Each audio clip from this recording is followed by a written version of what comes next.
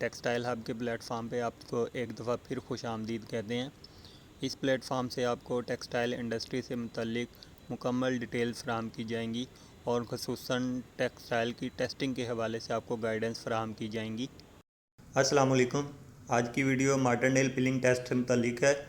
Method ISO 12945 option 2 इस्तेमाल करते हुए टेस्ट करेंगे हम।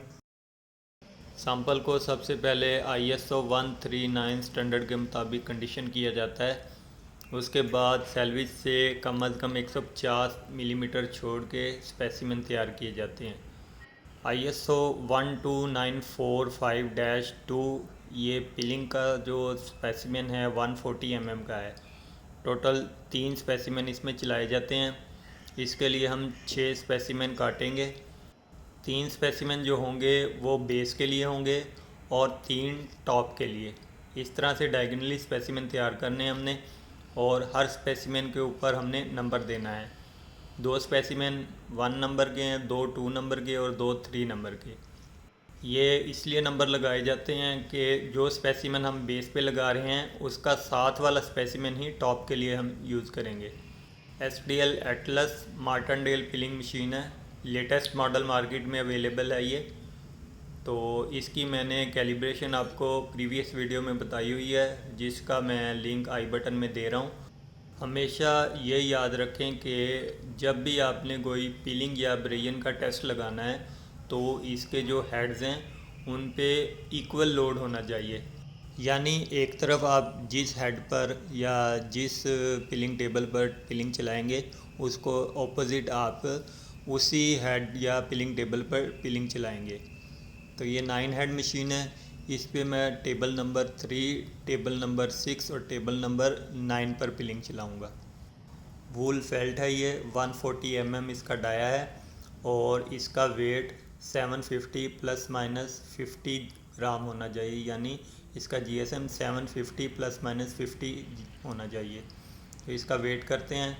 वूल फेल्ट का वेट करेंगे, उसको मल्टीप्लाई करेंगे 65 से। इससे इसका GSM निकल आएगा 11.072 मल्टीप्लाई बाई 65, GSM 719।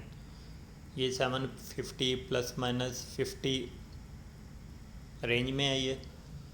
तो पिलिंग स्टेशन पर हम सबसे पहले 140 mm का वूल फेल्ट रखेंगे। उसके ऊपर जो हमने टेस्ट परफॉर्म करना है उसका बेस रखेंगे। फेस ऊपर वाली साइड पर यानी बाहर वाली साइड पर होगी और जो पिलिंग होल्डर में हम रखेंगे स्पेसिमेन उसकी फेस नीचे वाली साइड पर होगी यानी ओपन होगी और ये दोनों फेस आपस में रब्स करेंगी जिससे पिल्स क्रिएट होंगे और हम इसकी रेटिंग करेंगे। बेस के ऊपर माउंटेनिंग वेट रखा है जो कि 120 mm डाया का है और इसका वेट 2.5 प्लस माइनस 0.5 kg है। इसके बाद रिंग लगा के अच्छी तरीके से इसको टाइट कर देना है ताकि ये जो बेस है वो रिंग से ना निकले।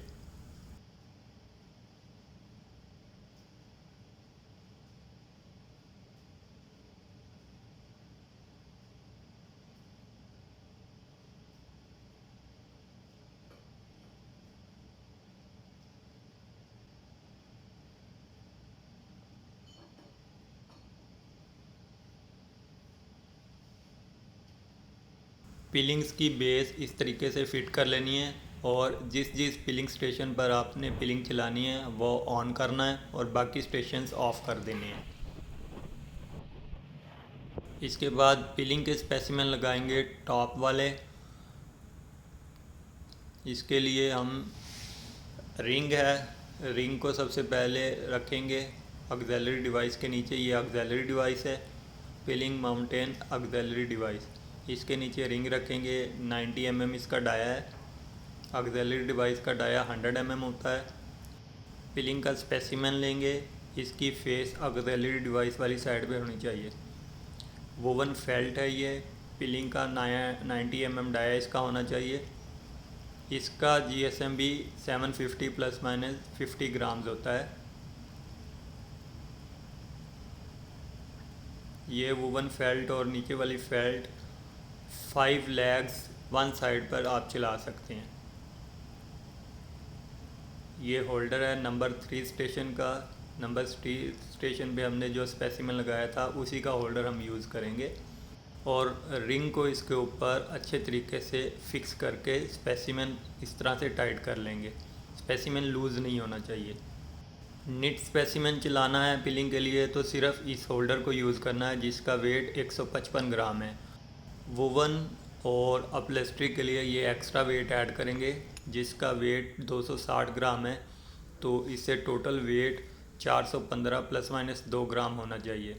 तो हम वोवन की टेस्टिंग कर रहे हैं तो इसलिए हम ये एक्स्ट्रा वेट भी ऐड कर रहे हैं। स्पेसिमेंस को होल्डर पर फिक्स करने के बाद पिलिंग टेबल जो वर्किंग स्टेशन हमने सेलेक्ट किए थे उनके मुताबिक उन पर रख देना है। 3, 6 एंड 9 वर्किंग स्टेशन हैं हमने सेलेक्ट किए हुए, इनके जो होल्डर्स हैं इनके ऊपर रखेंगे। लीसा जो स्पिंडल सेटिंग करेंगे, ए पॉइंट पर अब्रियन की सेटिंग होगी, ये 60.5 प्लस माइनस 0.5 mm का बनेगा लीसा जोस। बी जो है वो सेंटर पॉइंट है और सी जो है पिलिंग के लिए लीसा जोस फिगर बनेगा 24 प्लस माइनस 0.5 mm का। तीनों ड्राइवर्स के स्पिंडल हमने सी पॉइंट पर फिक्स करने हैं जिससे मशीन पिलिंग लीसा जोस फिगर पर चलेगी। हेड रखेंगे ऊपर, इस तरीके से फिक्स होना चाहिए। स्पिंडल्स लगाने के बाद हमने इसको चलाना है। फीडिंग 125 रब्स करेंगे सबसे पहले। 125 रब्स कंप्लीट करने के बाद इसकी एवेल्यूएशन करेंगे। एवेल्यूएशन के बाद हम 500 रब्स, 1000 रब्स, 2000 रब्स, 5000 रब्स और 7000 रब्स इस तरीके से चलाते जाएंगे। हाँ, अगर आपके कस्टमर ने आपको प्रोटोकॉल में लिख दिया है कि डायरेक्ट इन रब्स पर चलाना है तो आप डायरेक्ट उसके बताए हुए रब्स को फीड करेंगे और एवेल्यूएशन करेंगे। एवेल्यूएशन के लिए इसको हमने एक बॉक्स में बंद कर देना है ताकि कंडीशनिंग इफ़ेक्ट ना हो और डार्क रूम में ले जाना है और विद इन 2 मिनट इसकी एवेल्यूएशन करनी है D65 लाइट सोर्स में। ऑब्जर्वेशन या एवेल्यूएशन ISO 12945 ऑप्शन 4 की मदद से की जाती हैं।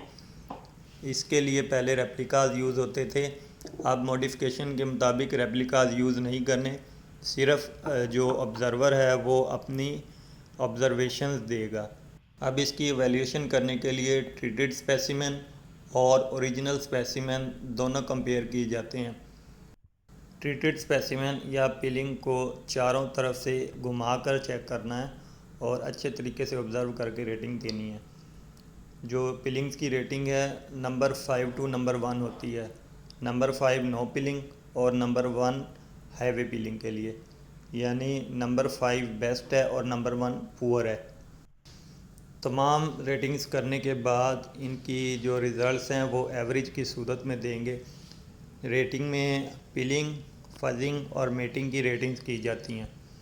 अगर पिलिंग का टेस्ट प्रोटोकॉल के मुताबिक चला रहे हैं, कस्टमर प्रोटोकॉल के मुताबिक, तो एवेल्यूएशन 2 मिनट के अंदर अंदर परफॉर्म करके आपने रिपोर्ट में रिज़ल्ट लिख देने हैं। अगर आप एज़ पर स्टैंडर्ड चला रहे हैं तो विद इन 2 मिनट आपने एवेल्यूएशन करने के बाद दोबारा से टेस्ट को रनिंग पर लगा देना है।